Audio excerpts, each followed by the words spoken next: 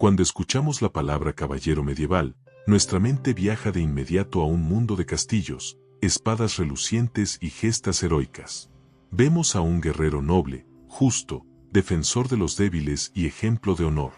Esa imagen ha sido repetida durante siglos por canciones, novelas, películas y videojuegos, pero la pregunta es inevitable: ¿fue realmente así? La Edad Media fue un tiempo duro, violento y profundamente desigual. Y el caballero, lejos de ser un simple héroe romántico, fue una pieza clave de ese mundo. Un hombre entrenado desde la infancia para la guerra, moldeado por la disciplina, la fe y la violencia. Su vida estuvo marcada por el acero, el miedo, la lealtad a su señor y la constante cercanía de la muerte. En este video vamos a dejar a un lado el mito para adentrarnos en la realidad. Vamos a recorrer la vida completa de un caballero medieval, desde su niñez, pasando por su entrenamiento, la guerra, la vida cotidiana, el amor, la religión y, finalmente, su inevitable final. Porque entender cómo vivía un caballero es entender cómo funcionaba la Edad Media. Y te aseguro algo, la realidad es mucho más fascinante que la leyenda. 1. Nacer para la guerra, el origen del caballero.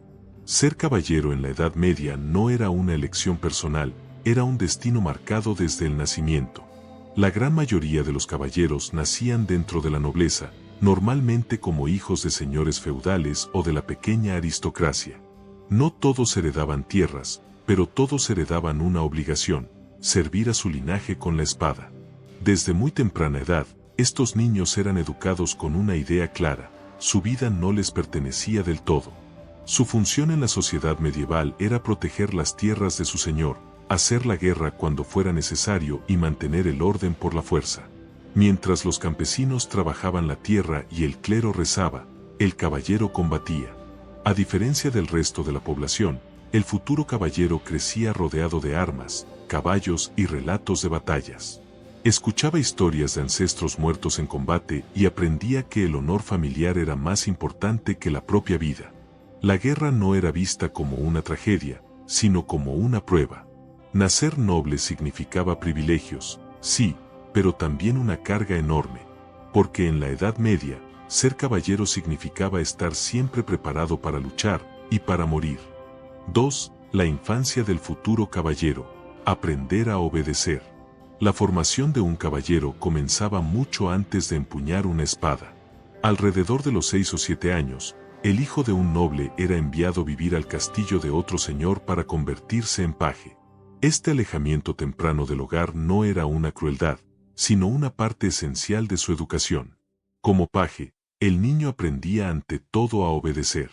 Servía en la mesa, llevaba mensajes, asistía a los caballeros y observaba en silencio. La disciplina era estricta, y los errores se castigaban con dureza. En este periodo se moldeaba el carácter, paciencia, respeto por la jerarquía y control de las emociones. Pero la educación no era solo cortesana. Desde muy joven comenzaba el entrenamiento físico. El paje aprendía a montar a caballo, a cazar y a manejar armas de madera. Los juegos infantiles eran sustituidos por ejercicios que fortalecían el cuerpo y la resistencia al dolor. También recibía instrucción religiosa. La fe cristiana era el pilar moral de su futura vida como guerrero. Se le enseñaba que Dios observaba cada acto y que su espada, algún día, debía servir a una causa justa.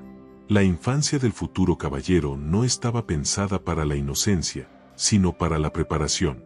Era el primer paso hacia una vida marcada por el deber y la violencia. 3. El escudero, entre el aprendizaje y el peligro. Alrededor de los 14 años, el paje dejaba atrás la infancia para convertirse en escudero. Este era uno de los periodos más duros y decisivos en la vida de un futuro caballero. Ya no se trataba solo de observar y obedecer, sino de aprender el arte de la guerra de manera directa. El escudero servía a un caballero veterano, acompañándolo a todas partes. Se encargaba de limpiar y mantener las armas, cuidar el caballo de guerra y ayudar a su señor a colocarse la armadura. Pero su verdadero aprendizaje ocurría en el campo de entrenamiento, y muchas veces en el campo de batalla. Durante esta etapa, el joven entrenaba intensamente con espada, lanza, escudo y daga. Aprendía a luchar cuerpo a cuerpo, a resistir golpes y a controlar el miedo. Las heridas eran frecuentes, y no siempre leves. Caídas de caballo, huesos rotos y cicatrices formaban parte del proceso. En tiempos de guerra, el escudero podía participar en combates reales. Aunque no era aún un caballero, su vida corría el mismo peligro. Muchos escuderos murieron antes de alcanzar el título que soñaban. Convertirse en escudero significaba enfrentarse por primera vez a la realidad. La guerra no era gloriosa, era caótica y mortal. Y solo aquellos que sobrevivían y demostraban valor y lealtad podían aspirar a dar el siguiente paso. 4. Ser armado caballero, honor, fe y juramento. Convertirse en caballero no era solo un ascenso social, era un momento sagrado. Tras años de servicio como escudero, el joven que había demostrado valentía, disciplina y lealtad podía ser finalmente armado caballero. Este acontecimiento marcaba un antes y un después en su vida. La ceremonia estaba profundamente ligada a la religión. En muchos casos comenzaba con un baño ritual, símbolo de purificación. Después, el futuro caballero pasaba la noche en vela dentro de una capilla, rezando y reflexionando sobre sus deberes. Al amanecer, vestido con ropas sencillas, se presentaba ante su señor o un noble de alto rango. Durante el ritual, el aspirante pronunciaba juramentos solemnes: defender la fe cristiana, servir fielmente a su señor, proteger a los débiles y actuar con honor. Entonces recibía sus armas, especialmente la espada, símbolo de su nueva condición. El gesto final era el golpe ceremonial en el hombro, que sellaba su transformación. Desde ese momento, ya no era un aprendiz. Era un caballero con derechos, responsabilidades y un estatus reconocido. Pero también cargaba con una verdad inevitable: su vida estaría al servicio de la guerra, y su honor se mediría en el campo de batalla. 5. Armas y armadura, el cuerpo forjado en hierro. El equipo de un caballero medieval no era un simple adorno, era una extensión de su propio cuerpo.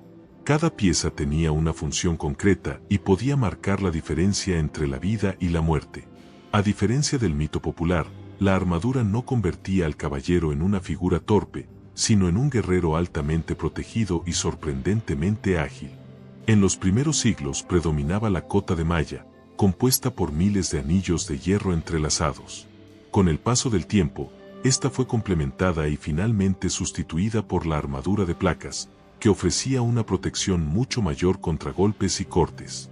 Bajo el metal se llevaba un gambesón acolchado, esencial para absorber impactos. El arma principal era la espada, símbolo de estatus y honor, pero no siempre la más usada. En batalla, la lanza era devastadora, especialmente durante las cargas de caballería. También se empleaban mazas, hachas y dagas, ideales para atravesar armaduras enemigas. Nada era tan importante como el caballo de guerra. Entrenado para el combate, costoso y difícil de reemplazar, el caballo era el compañero inseparable del caballero. Sin él, perdía gran parte de su poder en el campo de batalla. 6. La guerra, el verdadero oficio del caballero. Aunque los poemas hablaban de honor y gloria, la realidad es que la guerra era el trabajo principal del caballero medieval. Vivía para ella y, muy a menudo, moría por ella. Los conflictos eran constantes: disputas entre señores, guerras dinásticas, rebeliones locales y grandes campañas como las cruzadas. En el campo de batalla, el caballero formaba parte de la caballería pesada, una de las fuerzas más temidas de la Edad Media. Una carga bien ejecutada podía romper líneas enemigas y decidir una batalla en minutos. Sin embargo, también era extremadamente peligrosa. Una caída del caballo, una lanza mal dirigida o quedar atrapado en el barro podían ser fatales. La lucha era caótica y brutal. No había uniformes claros ni comunicaciones eficientes. El combate cuerpo a cuerpo era frecuente y despiadado. Un caballero podía sobrevivir a grandes heridas solo para morir días después por una infección. Si era derrotado, aún existía una posibilidad de sobrevivir: ser capturado. Un caballero prisionero podía ser rescatado a cambio de dinero, pero si nadie pagaba su rescate, su destino era incierto. En la guerra medieval, el honor importaba, pero el oro también. 7. El código caballeresco, entre el ideal y la realidad. Con el paso del tiempo, surgió la idea del código caballeresco, un conjunto de valores que supuestamente guiaban la conducta del caballero. Honor, lealtad, valentía, cortesía y protección de los débiles eran los principios que la Iglesia y la nobleza promovían como modelo ideal. En teoría, el caballero debía ser un guerrero justo, defensor de los inocentes y ejemplo moral. En la práctica, la realidad era mucho más compleja. Muchos caballeros saqueaban aldeas, abusaban de campesinos y rompían juramentos cuando les convenía. La violencia formaba parte de su vida cotidiana y no siempre estaba limitada por principios éticos. El código caballeresco fue, en gran medida, un intento de controlar a una clase guerrera extremadamente peligrosa. La Iglesia trató de imponer normas como la paz de Dios o la tregua de Dios, que buscaban limitar cuándo y contra quién se podía luchar. Aún así, algunos caballeros tomaron estos ideales muy en serio y construyeron su identidad alrededor del honor y la reputación. Para ellos, perder el honor era peor que perder la vida. El problema era que, en un mundo tan brutal, mantener esos ideales no siempre era posible. 8. La vida cotidiana en tiempos de paz. Cuando no había guerra, la vida del caballero no se volvía tranquila, solo diferente. En tiempos de paz, su función principal era administrar y proteger las tierras que le habían sido otorgadas por su señor. Esto implicaba recaudar impuestos, impartir justicia local y asegurarse de que los campesinos cumplieran con sus obligaciones. El entrenamiento nunca se detenía. Un caballero debía mantenerse en forma constantemente. Prácticas con armas, torneos, cacerías y ejercicios ecuestres eran parte de su rutina diaria. La caza, en particular, no era solo un pasatiempo, sino una demostración de estatus y habilidad marcial. La vida en el castillo distaba mucho del lujo que imaginamos. Los inviernos eran fríos, los castillos húmedos y oscuros, y la higiene era limitada. Las enfermedades se propagaban con facilidad y los remedios eran rudimentarios. La comida, aunque abundante en ocasiones especiales, solía ser repetitiva. Los banquetes y celebraciones existían, pero eran excepciones. La mayor parte del tiempo, la vida del caballero estaba marcada por la rutina, la vigilancia constante y la preparación para el próximo conflicto. Porque en la Edad Media, la paz siempre era temporal. 9. Amor, matrimonio y el papel de la mujer. El amor, tal como lo entendemos hoy, rara vez determinaba la vida sentimental de un caballero medieval. El matrimonio era, ante todo, una herramienta política y económica. Casarse significaba asegurar alianzas, obtener tierras, reforzar el poder de una familia y garantizar herederos. Muchas veces, el caballero apenas conocía a su futura esposa antes de la boda. Aún así, de esa unión dependía la estabilidad del linaje. Mientras el caballero estaba en campaña, la mujer quedaba a cargo del castillo, de las finanzas y de la administración diaria. Lejos de ser una figura pasiva, muchas damas medievales fueron líderes capaces y estrategas eficientes. El ideal del amor cortés, tan presente en poemas y canciones, era más una fantasía literaria que una realidad cotidiana. Exaltaba un amor distante, idealizado e incluso imposible, que pocas veces coincidía con el matrimonio real. La fidelidad no siempre era recíproca ni obligatoria para los hombres, y las relaciones extramatrimoniales eran comunes, aunque socialmente desiguales en sus consecuencias. En un mundo dominado por la guerra y la muerte, las relaciones personales estaban marcadas por la necesidad, el deber y la supervivencia más que por el romanticismo. 10. Religión, muerte y el final del caballero. La religión era una presencia constante en la vida del caballero medieval. Desde su formación hasta su muerte, la fe cristiana marcaba cada decisión importante.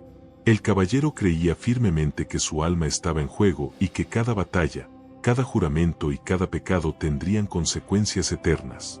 Antes de combatir, rezaba. Antes de emprender una campaña, buscaba la bendición de un sacerdote. Muchos creían que morir en batalla, especialmente defendiendo la fe, podía asegurar la salvación del alma. El miedo al infierno era tan real como el miedo a la espada enemiga. La muerte rara vez llegaba de forma pacífica. La mayoría de los caballeros morían jóvenes, ya fuera en combate, por heridas mal curadas o por enfermedades. Los pocos que alcanzaban la vejez lo hacían cargando cicatrices físicas y psicológicas. Con el paso de los siglos, la figura del caballero comenzó a desaparecer. La aparición de las armas de fuego, los ejércitos profesionales y los cambios sociales hicieron obsoleta a la caballería pesada. Sin embargo, su legado sobrevivió en la memoria colectiva. El caballero medieval dejó de existir como realidad histórica, pero se convirtió en mito. Un mito nacido de sangre, fe y acero, que aún hoy sigue fascinándonos. La vida de un caballero medieval estuvo muy lejos del romanticismo con el que solemos imaginarla. No fue solo honor y gloria, sino disciplina, miedo, violencia y sacrificio constante. Desde la infancia hasta la muerte, el caballero vivió al servicio de la guerra, la fe y su señor, atrapado entre ideales elevados y una realidad brutal. Comprender cómo vivían estos hombres nos permite entender mejor la Edad Media, un mundo duro, profundamente desigual y marcado por la supervivencia. El caballero no fue un héroe perfecto, pero sí el reflejo de su tiempo. Y quizá por eso, siglos después, su figura sigue fascinándonos.